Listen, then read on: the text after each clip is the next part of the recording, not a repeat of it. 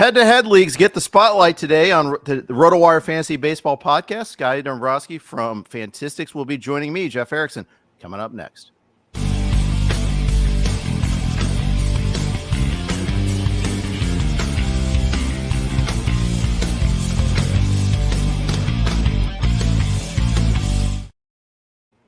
Hey everybody, welcome to the RotoWire Fantasy Baseball Podcast. I'm Jeff Erickson here with Sky Dombroske from Fantistics, Fantasy Baseball Insider. We are brought to you by the good folks from Home Run Forecast and DraftKings new Pick6 app. Sky, welcome to the show. Congrats on being in first place in Tout Wars head-to-head. How are you?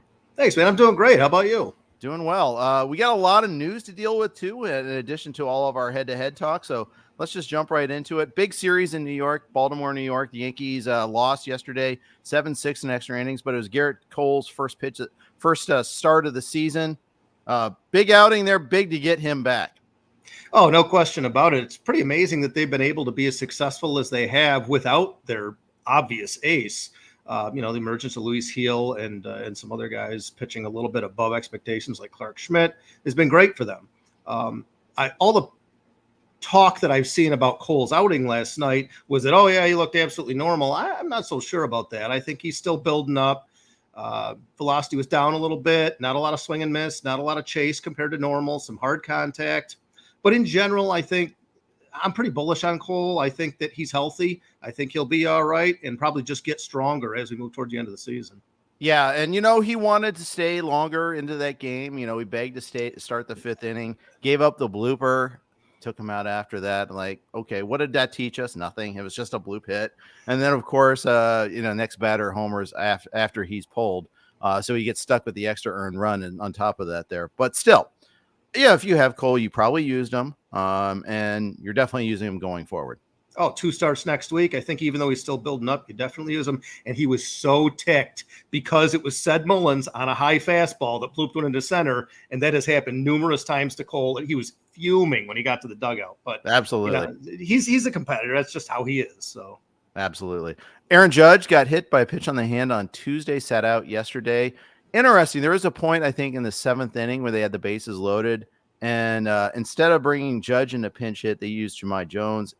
First pitch, pop up, inning over. If there was ever a spot they were going to use Judge yesterday, it was there, and they didn't. So I'm guessing he really, truly was not available. He was not available in Aaron Boone's mind. Apparently, he was available in Aaron Judge's mind because he was lobbying to start the game. Yeah. Players always do that, right? Well, of course. But, I think Judge unfairly perhaps has an injury-prone label. I think that since he went to the Pilates and yoga and excessive stretching model of preparation versus the strength training preparation, he's really been, aside from running into a weird, odd wall in LA, he's been healthy. So I think it's unfair to call him injury prone, but they're always going to be really careful. He's obviously the centerpiece of the offense. But man, I don't get mad. I don't yell at my TV very much. Why is Jahmai Jones on the roster? Why is he on the roster at all? It just doesn't make it. And I am a Yankee fan. Full disclosure. Yeah, so I was just not pleased. Why is he batting in that situation? Come on. I know. So if we snapped our fingers and made you Brian Cashman for a day, who replaces Jones on the roster? The obvious answer of anyone is a little bit simple. But if Justin Dominguez were healthy, I think he should replace him. You've got plenty of flexibility with OC. I'm not sure if Peraza is quite healthy yet, but he should be ready fairly soon. I think Jones's time on the roster is definitely limited, probably a few more weeks. But, the Yanks are doing well enough. They don't feel the need, and they haven't for probably decades at this point, to work on the last couple spots on their roster. And it will cost them. It has cost them in the past. It will cost them again. Last year, it definitely cost them. Absolutely. Yes. They had many injuries, and, they just lost Rizzo for 8 weeks and on a play that looks so innocuous too. It did. But, tell me more about the kid they called up who's now playing a lot of first. It was not on my radar heading into the season, but we're seeing, Ben Rice getting looks like he could get a lot of run at first base. I think he's going to. This kid I think he's going to surprise people a little bit. Plus, for all of us in the fantasy realm, he has catcher eligibility in many formats. Yes. So, huge potentially. I hope they do start using him a little bit at catcher. Trevino, obviously, over the last handful of games, the Boston series and now the Baltimore series, really having some problems throwing the ball. His strength has always been in terms of framing. Teams are starting to figure out that they can run on certain guys that, stolen bases over the last year and a half, we all know, have become much more profiled in baseball. They're back for the first time in like 30 years. And I think that teams are starting to exploit this with Trevino. Wells is a pretty good throwing catcher. He may get some more run, but I'd like to see them use Rice a little bit as a third catcher. Yeah, I would too. And I think that it'd be, just I like having another guy that is catcher eligible that plays elsewhere sometimes. That's always nice. You get the extra at bats that go with that there. We'll see if he can handle major league pitching, but I'm encouraged. It's someone we'll be bidding on this weekend a lot in most of our leagues. Yeah, no question about it. You saw that foul home run he hit. That thing got out of there in a hurry. Yeah, absolutely. The other thing too is you talking about Trevino and his catching.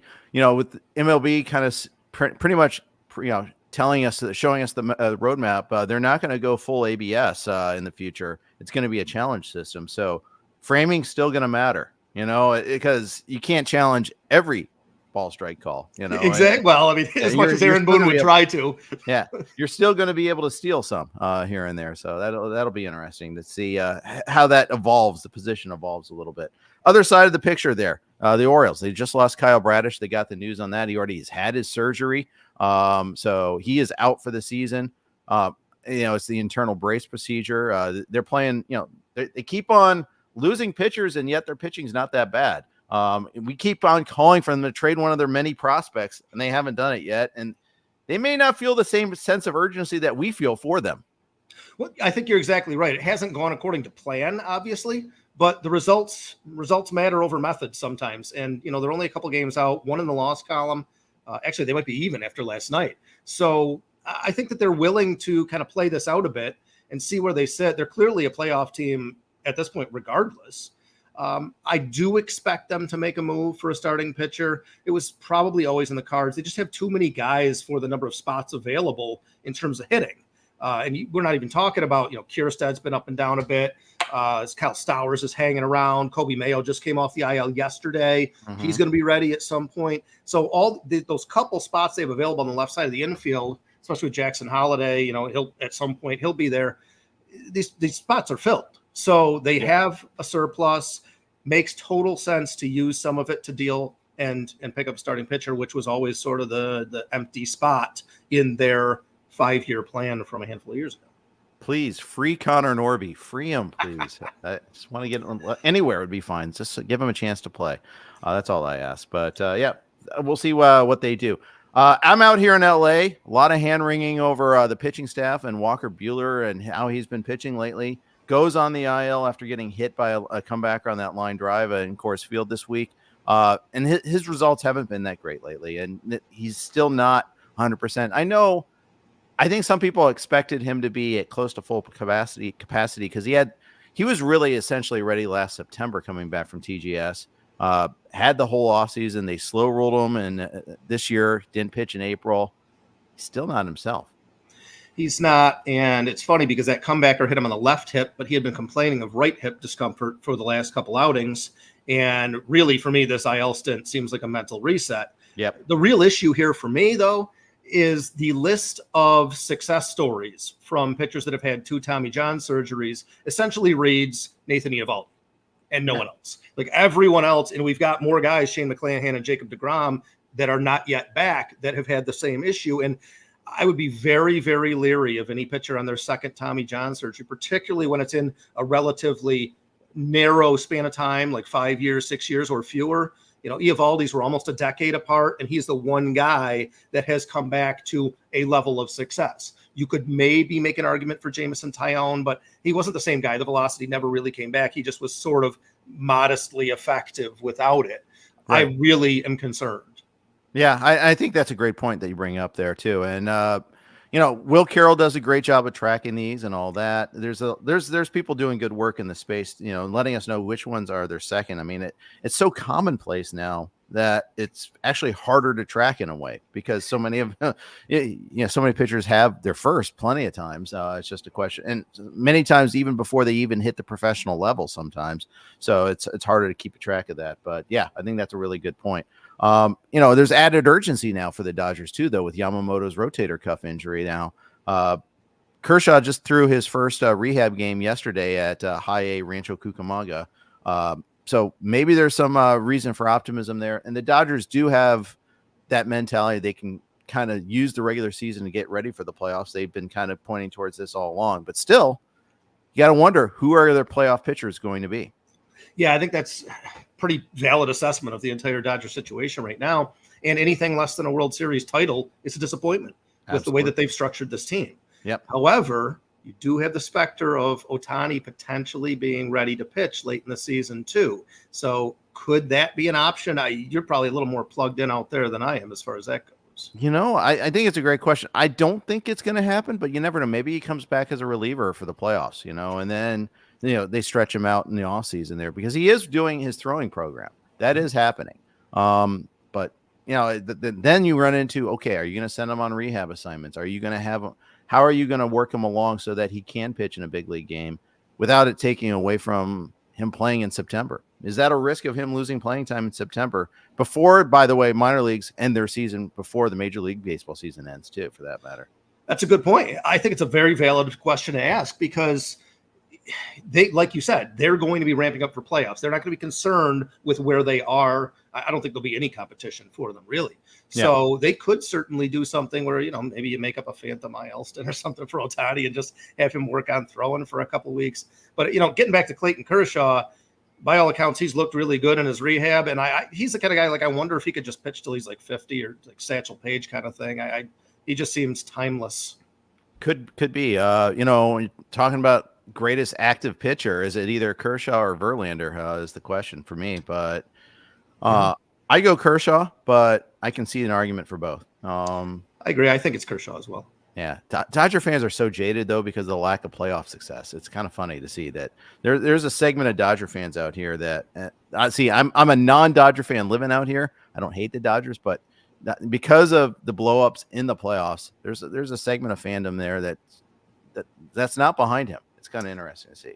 Yeah, my partner Lou Blasi on Fantistics, he often calls us just cynicists about our own team, and I think most of us we're like too close and we overanalyze everything and pick apart moves and things. I think we all just really kind of have a love-hate relationship with our own teams. Yeah, I joke and say I'm a self-hating Reds fan, so that's fair. Yeah, I definitely think there's something to that there from Lou. I love the excitement, though, with the Reds. That's a fun organization right now. Yeah, I want them to all be healthy so they can actually be exciting and not just Ellie. It'll happen. Let's go. All right. CJ Abrams sat yesterday with a wrist injury. Level of concern with him? Maybe 3 out of 10, 4 out of 10. I mean, if anything, I don't think there's anything broken in there, but he may miss up to a week or so. He seems hopeful but guarded. In the couple little interviews I saw, I doubt he plays the next couple games, but he's hoping it's not an IL stint.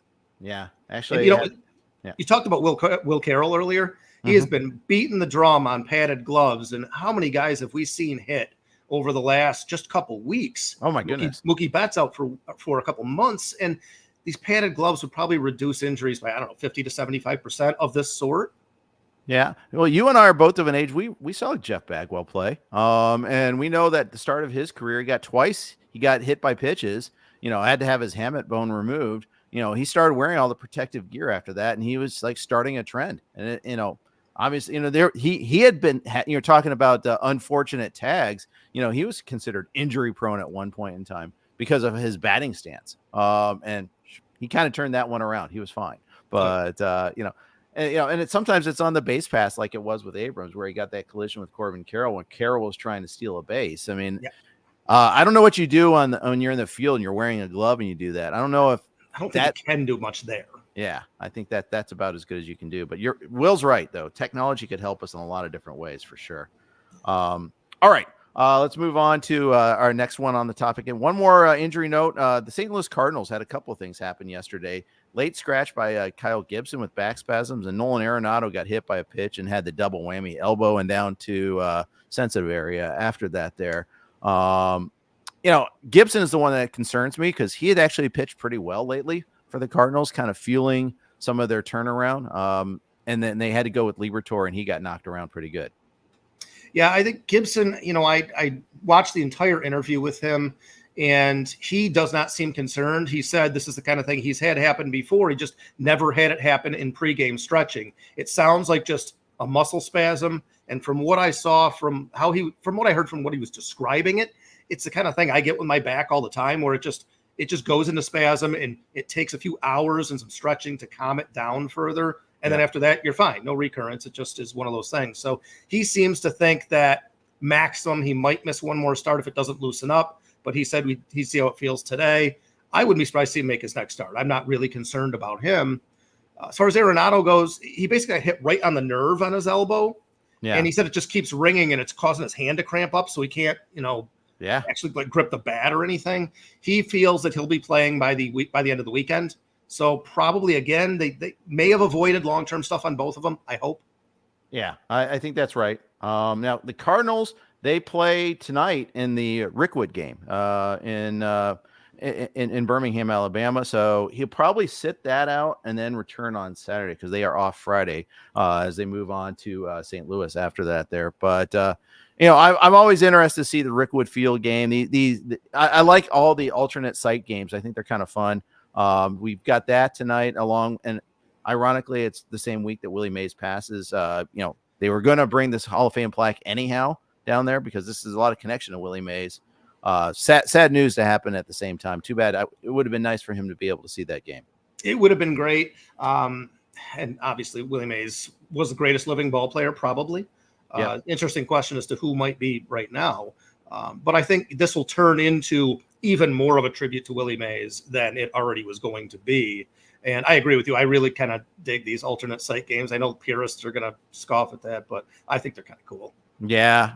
I was a real cynic about this Field of Dreams game. And then it happened and it was like, oh yeah, okay, that's pretty cool. Yeah, I get it. I get what they're doing. Yeah, exactly. And yes, the cynic in me is still saying they're trying to cash in a little bit, and okay, fine, but it's still pretty darn cool. Well, you see, I've got my Homestead Grays hat on today, just in honor of tonight's game. So awesome. That is really cool. So yeah, looking forward to watching that. Every game today, other than that, is a day game, so this game can have the spotlight too. I thought that was kind of cool to see.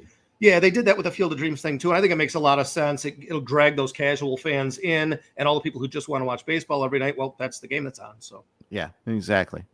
So there you go. Before we move on and we talk head-to-head leagues, got to share a note from one of our sponsors, our good friends at DraftKings. They have got a new app called the Pick6 app. Did you ever play the over-under game with your friends?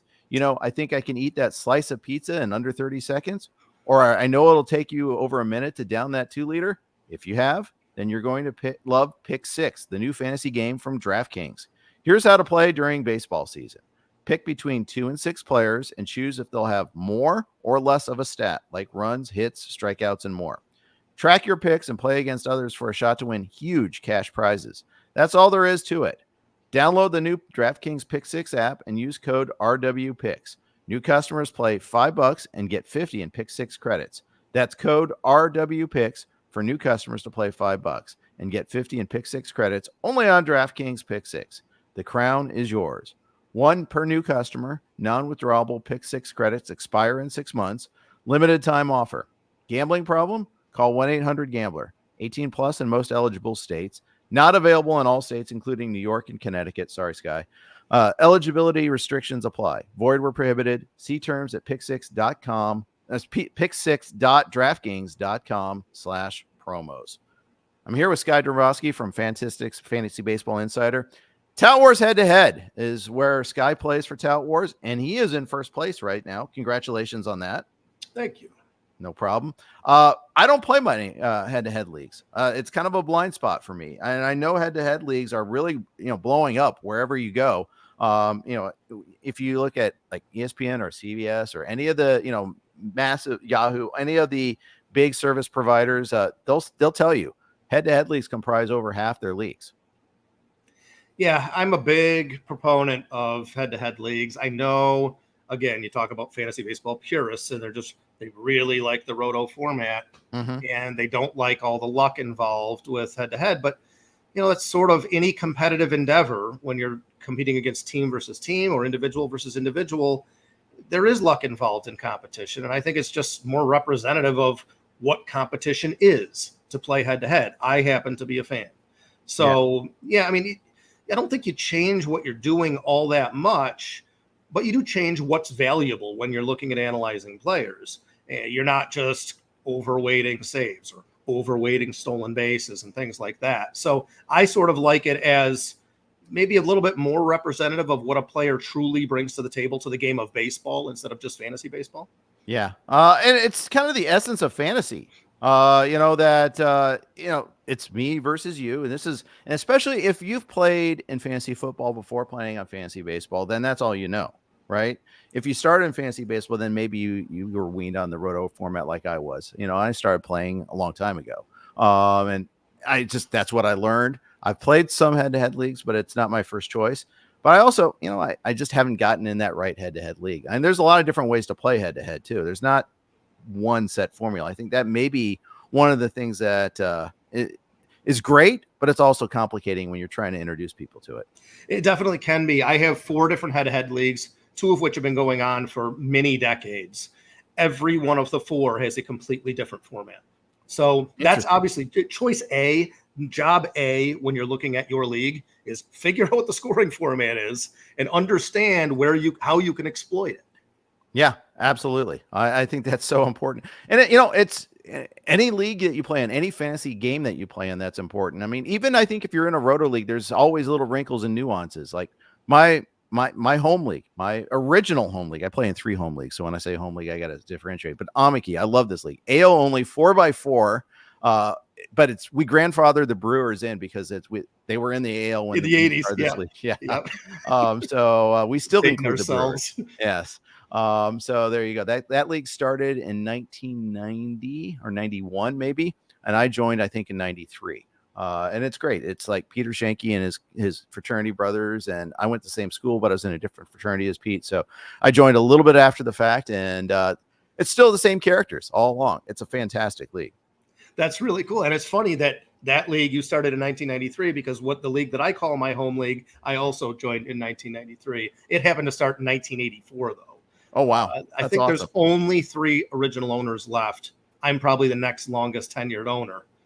There's only 16 teams left. We used to have 18. We contracted a few years ago. But, point style scoring format, similar, but yet different to the Tout Wars format that we're using. It's so much fun, though. I just actually you can see how red I am right now. I was just down in South Carolina for 5 days. We don't get sun in Syracuse, so I have no idea what this bizarre bright thing in the sky is. I was down there for 5 days playing golf with in Myrtle?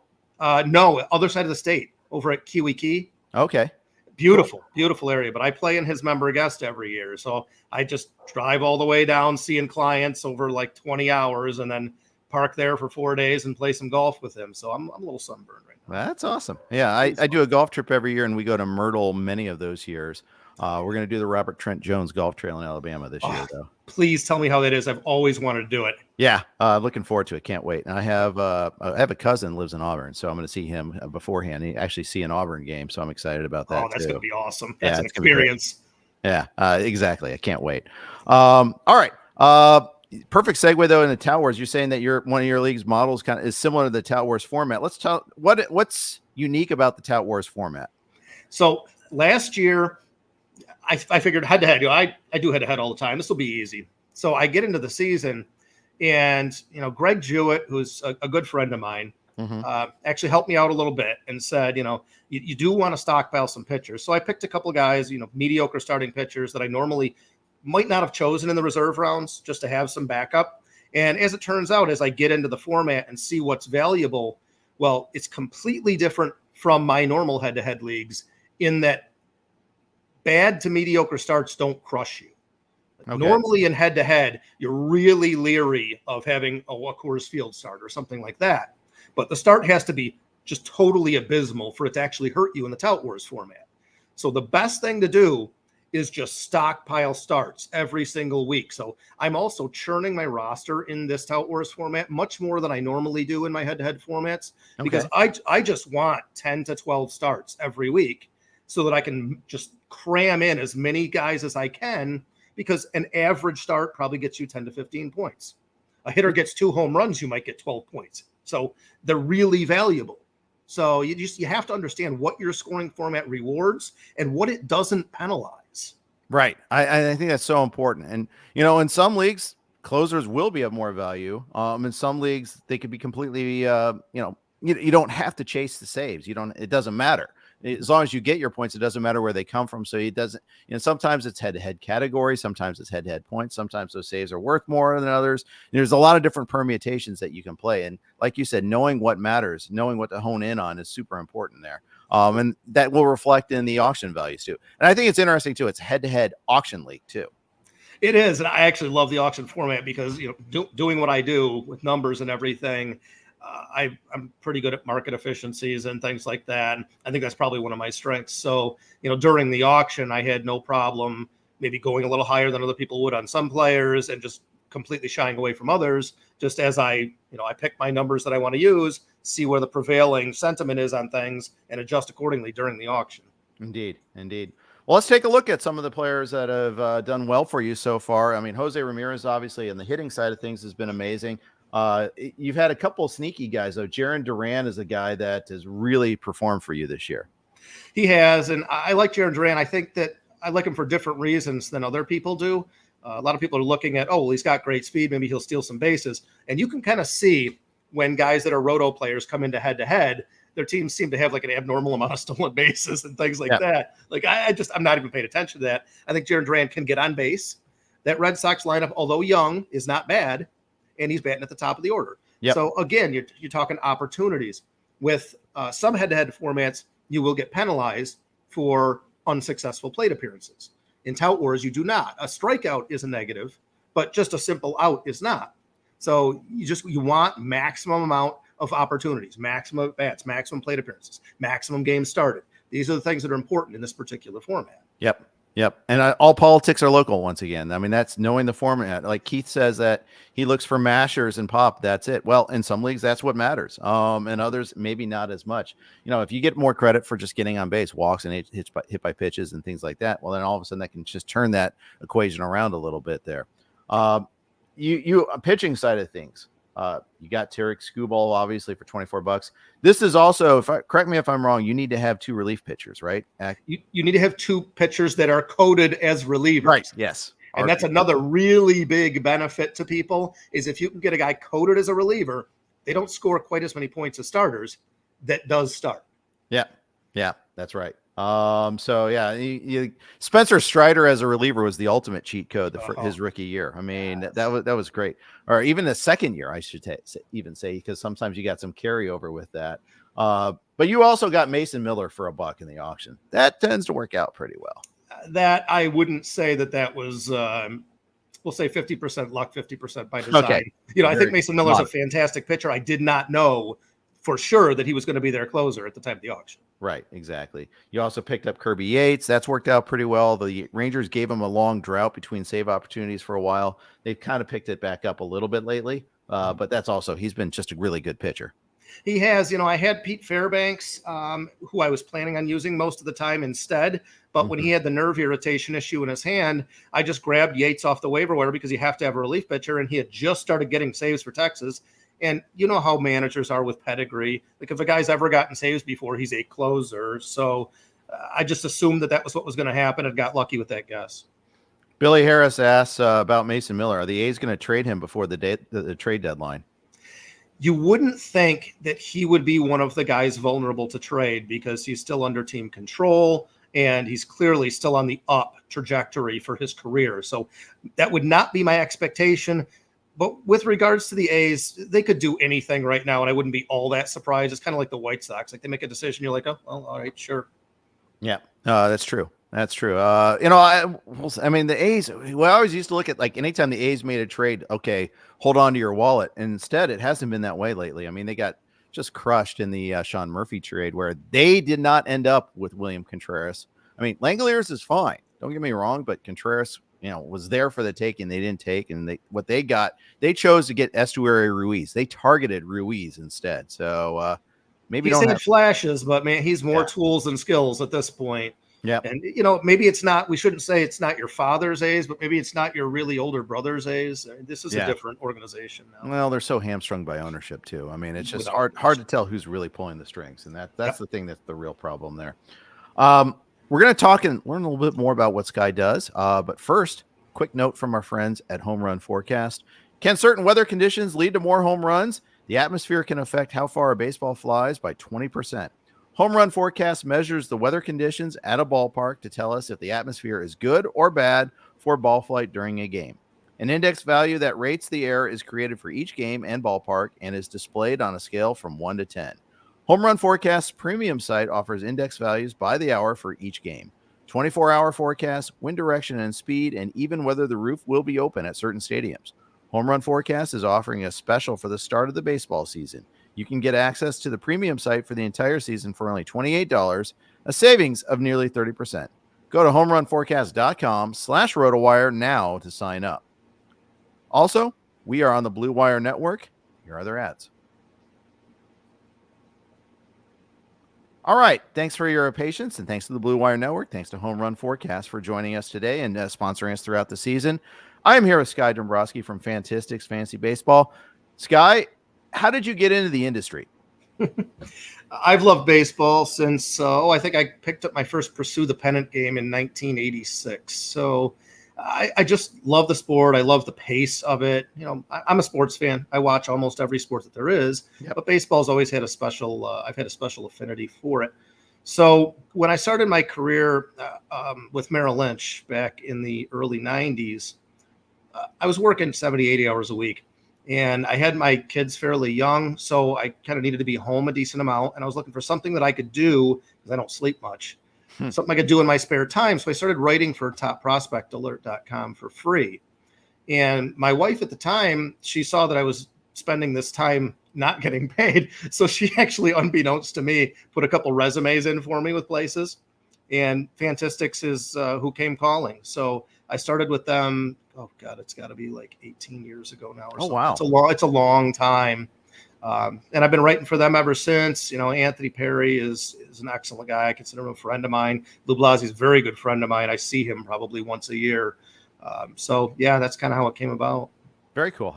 I didn't realize it was 18 years ago. It's been a long time. That's very cool. I'm guessing, but I think it's about then. Because I remember when Anthony came onto the scene, it was not too far after we started Roto News back in the day at 1997. Yeah. And I think Fantistics was right around that same time, pretty close to that same time. And I remember seeing Anthony sometimes at various like FSGA things, and then Tout, obviously we got him on board in Tout and all that. But you guys do a lot of radio together, you and Lou. And that you guys we're back to back on Saturday. Sometimes I jump in on the Saturday show. Sometimes I've been doing the Sunday show for a while too. And it's one thing I didn't have training for. You were working for Merrill Lynch. You're doing on the finance side of things. Obviously, you weren't trained to do that either. And here we are both just talking away. Well, I think speaking to clients, and I actually did some huge couple 100-person presentations too. So I have a little bit of public speaking experience, I guess you'd say, much better in smaller groups, but it's like anything else. You keep doing it. And I don't want to say you ever get really comfortable with it. Like public speaking is just not a comfortable sort of thing, but you just get to the point where, especially at our age, you're just like, hey, whatever, I'm just going to speak and whatever happens. Right. That's right. And I was in law school. So I was trained to although I didn't really want to be a trial attorney. I wanted to be a estate planner or tax work. I wanted to do individual, one-to-one client work. And fortunately, this took off on the other. Instead, I was studying for the bar exam when we launched the company, passed the bar, got sworn in, never practiced. But there is a little bit of that sort of training, but it's so funny. Like Northwestern's this big radio, TV, film school.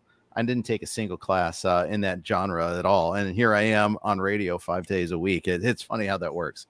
What do they say? Life happens. Yes, indeed. It does. And it's a beautiful thing too. It's It's great that it's worked out. Now you still have your gig. It's not with Merrill Lynch anymore. Who are you with now? No, I spent 15 years at Merrill Lynch, and then I went independent. So I'm 30 years in the business as of, last week, actually. So I'm independent now through LPL. It's so much better. When I was back with Merrill Lynch, it was 400 and some clients, and you're tied to the phone, you're tied to the computer. So now 150 clients, I would be willing to go up to maybe 170 or so. But, my wife and I, we take my clients out to dinner. We spend hours and hours with them and don't even discuss business. It's just, I feel more a part of their lives. And, the phone never rings. And I look at it and I'm like, oh, really? Not this person. Like, it just doesn't happen anymore. So it's a much more relaxed, comfortable way to go about my business. I wanted to really help people. And I thought this would be an avenue to do it. In reality, I think, a monkey could probably do a credible job at this. You're trying to not blow people up and make sure that you keep their best interest at heart. And that's all it's about. And you said that it's helped you in fantasy, that it's one of those things where the skills, at least in valuation skills, it's definitely helped you. And first, certainly in an auction format, I can imagine it can help you in a lot of different ways though. There's so many ways that I do think that this background helps me. But one of the most important things, and I've been saying this on the radio almost every week, is that we all get into ruts where we form opinions and they're just so hard to crack, despite so much evidence to the contrary. We have these opinions. We really want to hold to them.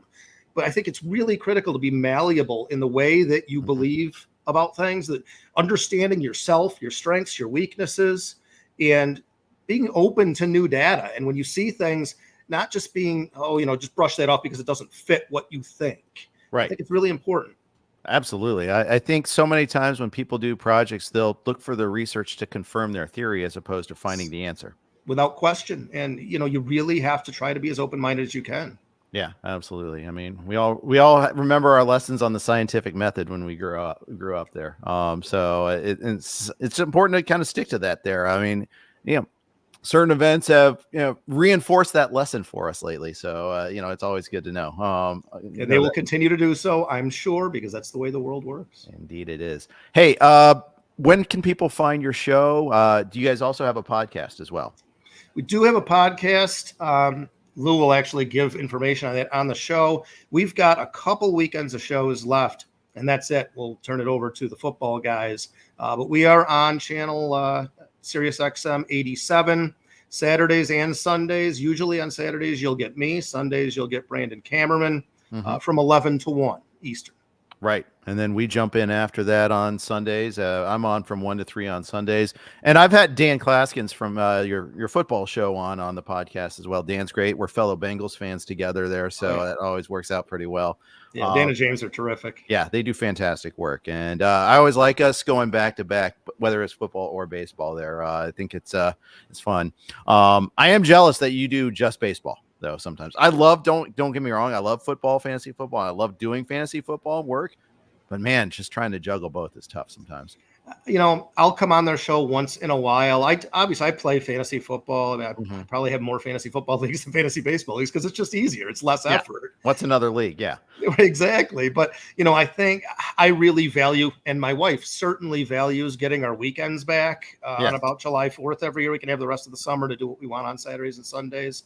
I love doing the show, but I also love when I'm not doing the show, if that makes any sense. Absolutely. What do you got on tap for this weekend? For this coming weekend, honestly, we don't even have a topic yet. Okay. What I do is I usually talk to Lou on Friday. I think we're actually going to do a podcast tomorrow. So we'll kick around a topic at that point, but I'm probably going to go with buy low candidates because we're getting close to trade season. We're at the time of the season where people are really looking at their teams and seeing what they need to do if they want to stay in the race or go for next year if it's a dynasty format or whatever. So I'm going to go with some trade targets, I think, tomorrow. I like that. What I've found so far, and I'm in an AL Tout Wars, and I've got a little bit of a surplus of pitching, and I spent $200 of my $260 on my auction budget on hitting, and yet my hitting is just terrible. It's just hey, big brain here. I'm really nailing it this year, but I can't trade Luis Gil for a hitter, not for anything of commensurate value. Yes, you can. Yeah. Yes, you can. He's going to bump up against an innings limit probably within 6 weeks or so. So they're either going to start paring him back, or they're going to shut him down for a bit, or they're going to run him and then stop him. Well, that my problem is my opponents know this. And all of them. Do all I'm of them working on it. know? Yeah, I'm working on it. I've gone to 3 different outlets so far. only Maybe I takes need to one. aim a little lower, but just to accept a little bit of a loss in overall value, maybe, and in terms of just getting that bat in there. But yeah, it's tough. It's tough in there, and I'm coming off a bad year too, so I really, really want to do better. And it's just scrambling. And here also, whereas the problem with having too many leagues is that I just need to. If I treated this as my only league and put the time in, I probably would have had a deal done by now. But like you said, my problem as well. It's so tough. Yeah, it is. It is. Some leagues, and I'll tell you what, keeper leagues, I've made plenty of trades already this year. Redraft leagues, it's hard. I think anybody that has their hitters is wanting to hoard them for a while there to kind of build up the surplus in stats before they make that trade, because they can afford to do so, I guess. But if you're lacking hitting, it's tough out there on the streets. Yeah, I can imagine. Yeah, so we'll see about that. And yeah, you got always, me and my former partner Chris Liss always used to say buy lowest, not just buy low, but buy lowest, buy at the absolute rock bottom. Go make that offer for Corbin Carroll with the day he was getting his MRI. Then you could probably get a deal done. And that's the thing is you really have to because everybody knows buy low, sell high. You have to kind of take it to a different level there. So you really have to gamble. That's an aggressive mindset, but I think it probably in the end is going to be a profitable one more often than not. Yeah, and especially for the leagues that you and I are in, where there is experienced managers in there, and they know better. They know the concepts, and there's not a lot of arbitrage here. No, there isn't. There really isn't there. And you don't really want to be known as the guy that's the predator, like winning these unfair deals. You want to have deals that everybody just everybody wins. Everybody gets what they want, and then they'll do future deals with you too. You can do it once or twice, maybe even a handful of times, but sooner or later, people will stop dealing with you if you just continually take advantage of people. Trades must benefit both teams. That's the whole point of them. Absolutely. It's you're in a collaboration with each other to beat the rest of the league, basically. Every trade is like that there. So it's actually got to be a collaboration, not a swoop in and all that there. So anyways, I think we got, I know you've got stuff today. I've got the show coming up in about a half an hour on Sirius XM Fantasy. So I want to thank you, Sky, for jumping on with the podcast today. Again, tell everybody where they can hear you. We're on Sirius XM 87 on Saturdays and Sundays from 11 to 1 Eastern. And all of our written content is at www.insiderbaseball.com. All right. Very good. Sky, awesome spending 40 minutes with you. Thanks for coming on board today. And we'll see you at Tout Wars in March again. That sounds great, Jeff. I'm looking forward to it. Thanks again for the invitation. You bet. Thanks, everybody, for listening. If you like this show, please like, rate, subscribe, review, all that good stuff. If you want to get a taste of our work, go to Fantistics for Sky and go to rotowire.com/pod for a free trial, a couple of days behind the paywall there to check it all out. Thanks, everybody, for listening. Have a great day.